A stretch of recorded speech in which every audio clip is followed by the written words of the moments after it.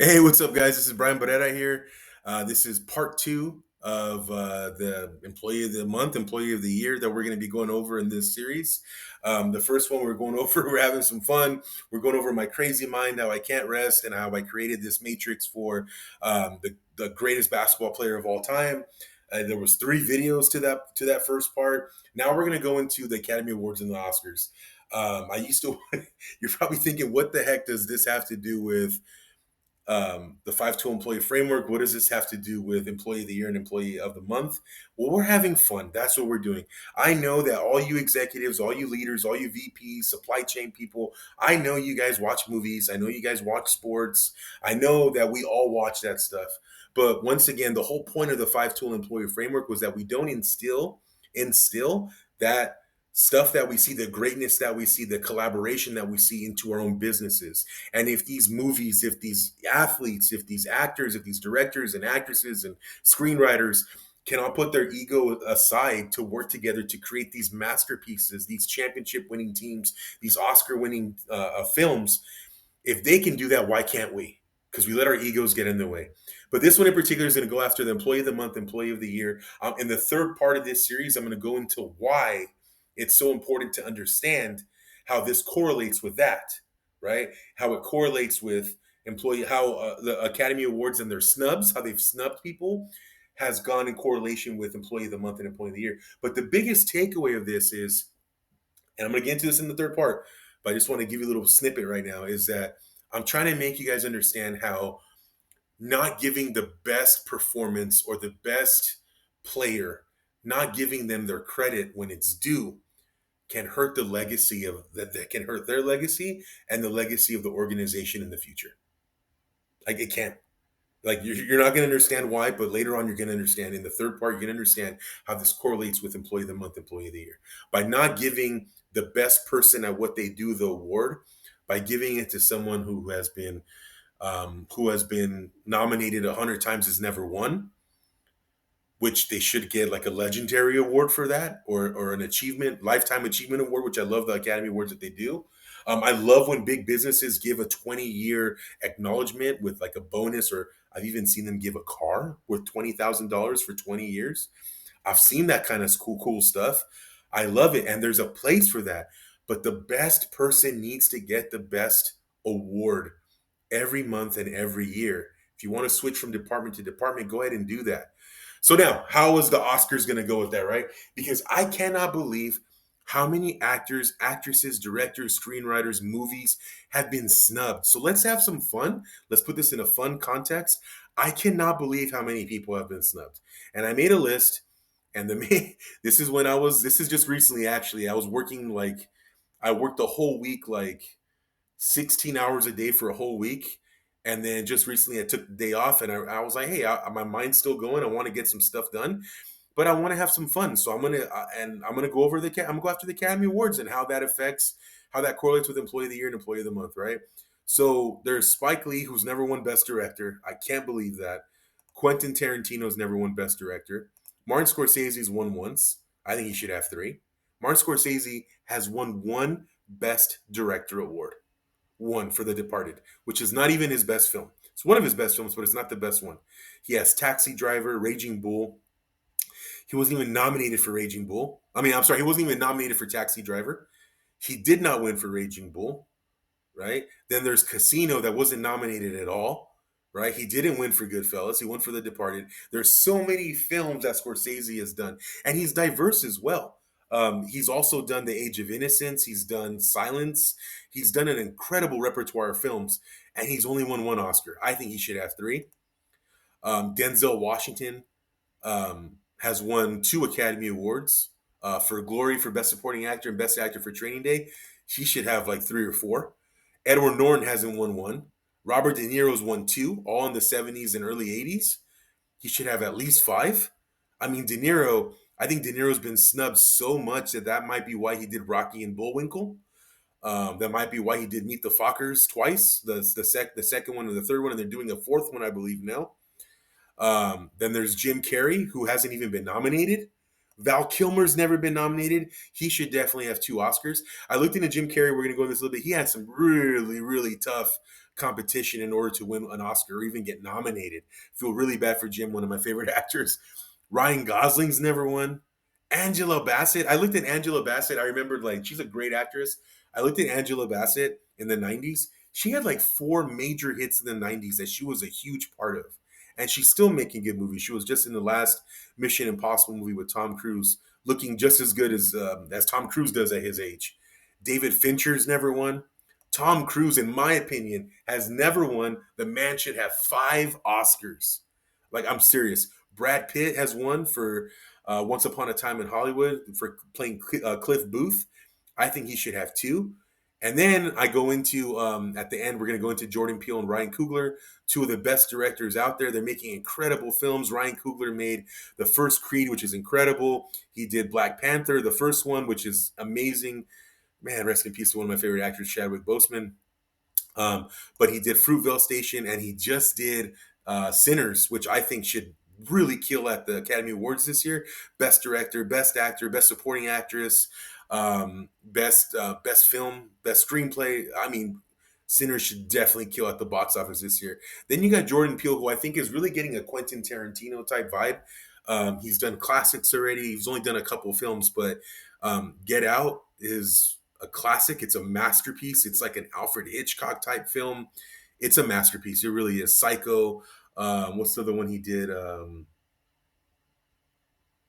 my God, the one he did about the Scared of Heights, Vertigo. So he did Vertigo. Hitchcock's amazing. Jordan Peele, man. Um, Get Out, Us. I can't wait to see his next film. Get Out, Us, and he did the Alien movie too. That was really, really good. I forgot. Nope. Get Out, Us, and Nope.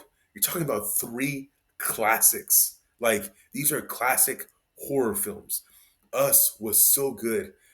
Get Out was by far the masterpiece, but Nope was so good as well. I really didn't care for the ending that much, and I didn't really understand the correlation between the monkey and the story. The monkey that kills the cast in the beginning of the movie, but I've looked endlessly, and I still don't get it. But um, Us and Get Out are so incredible, and for him, I think he won Best Screenplay for Get Out. But man, I really hope he doesn't follow in Tarantino and Spike Lee's footsteps of never winning an Academy Award. Spike Lee, personally, my favorite director. I love Do the Right Thing, Clockers, The 25th Hour, Malcolm X, other the I think the Sweet Blood of Jesus. Like there's so many great films in my opinion that Spike Lee has done that he gets no recognition for. Inside Man with Denzel, Clive Owen, and I think Jodie Foster. Such incredible movies that he does not get mentioned for. But yeah, so I'm gonna go into that, and we're having some fun. We're figuring this out. We're gonna look at this, and it's gonna be eye popping, especially for you moviegoers. But these are all the awards that of movies that I've seen that I think that I'm just amazed that have not got more recognition. First of all, it's Robert De Niro. I got to go over De Niro first. He's the main guy. Five Academy Awards. He only has two. So he won in I think 1974 for The Godfather Part Two, which is right here. But then he did not win for Taxi Driver. But look, this is the Employee of the Month, Employee of the Year recognition. All right, this is the correlation right here. This is about when you just give it to someone for their lifetime of work, or this when you give it to somebody because you keep giving it to the same person over and over, right? De Niro in Taxi Driver, Sylvester Stallone in Rocky. Sylvester Stallone, Rocky's amazing, but Rocky was such a great overall film. Talia Shire, Burt, I forgot Burt's last name, and then also to Carl Weathers as Apollo Creed. Such a great film overall. Burgess Meredith, uh, great film. I think De Niro for Taxi Driver should have won in 1977. Peter Finch and Network, great film. I've seen it a few times. I don't know anybody else who's seen it. I really haven't. I haven't heard anybody talk about it unless I looked at an article or something about classic movies. I don't know anybody who's seen it. Taxi Driver, you talk to people about movies, some people will tell you, even today, my favorite movie ever is Taxi Driver. Such a great film. That would have been De Niro second. Then you have Best Director. How did Rocky not win? No, I'm sorry, Rocky did win. Sorry, Rocky did win.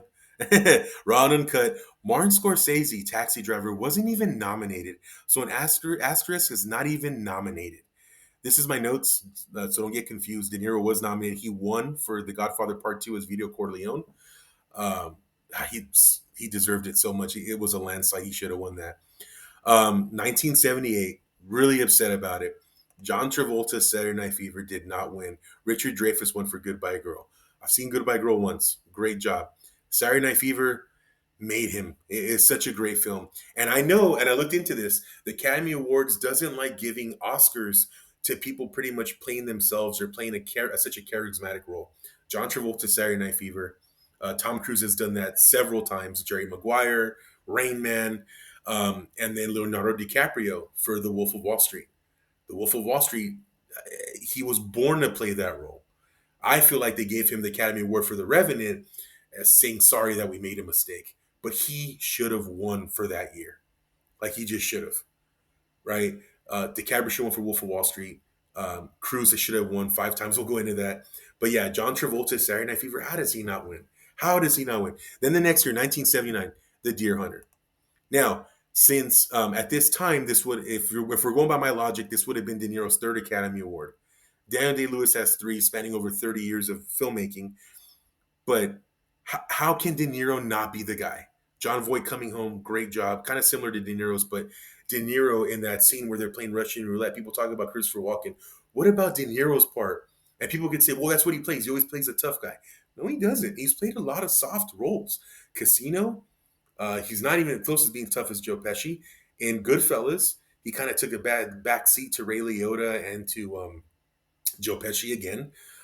Mean Streets, he was kind of the rough kid in Mean Streets with Harvey Keitel, does a great job.